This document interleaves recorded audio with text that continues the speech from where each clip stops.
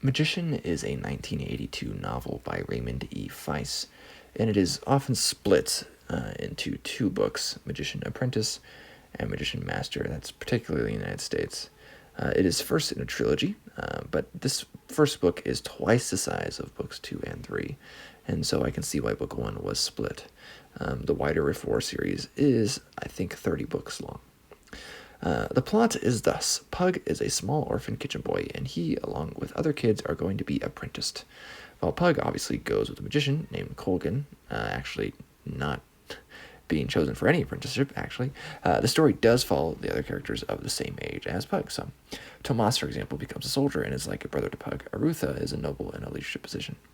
The world itself that they inhabit is Midkemia, similar to the poorly done Tolkien clones like, say, early Shannara or a generic Dungeons & Dragons setting similar to something like Dragonlance, though, as the name implies, there is an invasion from another world via rifts.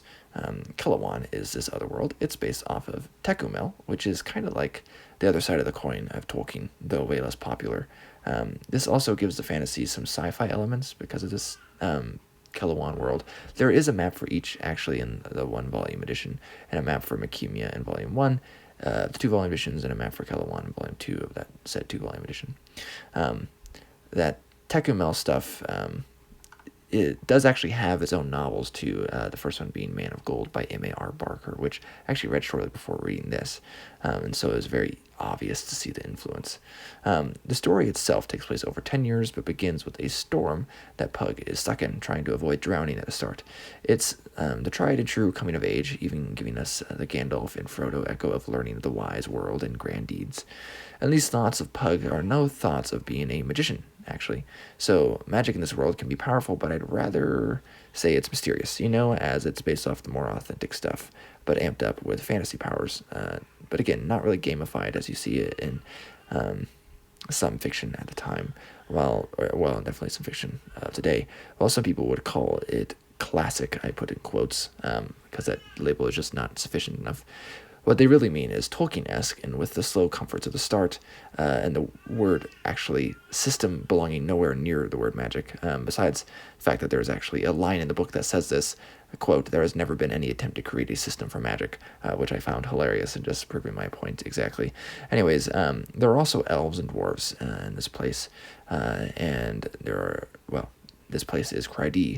It is near the edge of the map. It's a peaceful place relatively. There's, of course, a princess that is Pug's age, more in line with medieval romances in Tolkien, though. And this is Carleen, imperious and lonely, and not all that attractive, at least from a young Pug's point of view. But relatively shortly in, we get more unique flavors of fantasy, slicing up what's pretty generic at the start, but then we get more, generic stuff later on, like the elves and dark elves and dwarves and goblins, etc. Once more characters get page time over Pug, I actually found myself less interested as we got into the epic scope and the otherworldly stuff that makes it more interesting in some ways. Is now that I know what Tecumel is and I've read that stuff, it still feels like a cheap copy, just like the earlier stuff feels like a cheap copy of Tolkien. The Kilawan stuff feels like a cheap copy of Barker, and so the whole book feels like a cheap copy of stuff. Right? That's my actually general thing that irks me about modern fantasy, is that it's a copy of a copy, or of a copy of a copy of a copy of a copy, or whatever. Right? And it's just missing a lot because of that. A lot is lost when you copy from each other, which is why Tolkien still is better than literally everything else pretty much after him that is at least trying to imitate him. There's other good, great stuff, of course, but that stuff normally is not really trying to imitate Tolkien in a lot of ways. Anyways, the book does pick up a little bit after a lot of this boring stuff in the second part, in the single volume, or at least, I don't know, in Magician Master, the start of it is not that bad. The second part of the book in the single volume edition. But still, I really enjoyed the coming-of-age aspects, and once the story kind of got, settled into what was going on, I really didn't enjoy it all that much. It wasn't bad by any means, but as far as, generic fantasy from the 80s goes, I would actually rather read Shannara. I actually enjoy Shannara more than I enjoyed this. Now, that being said, I'll probably read the next 2 books at least. And the women characters themselves aren't really the best, mostly just lacking, just page time, but when they are there, they're not really too noteworthy. Some would probably think they're ill done, but they seem to have too little page time for me to really judge on that. Beyond the Elf Queen later in the book, which yeah, I don't really enjoy that. But anyways, and while I enjoyed Pug's parts of the book, I didn't particularly care actually for the extremely vanilla parts of the other characters. The book is largely straightforward, again, largely boring, and while not bad, the length definitely slows it down and makes it a little bit of a drag. And again, I could see kind of why 2 volumes might help a little bit here.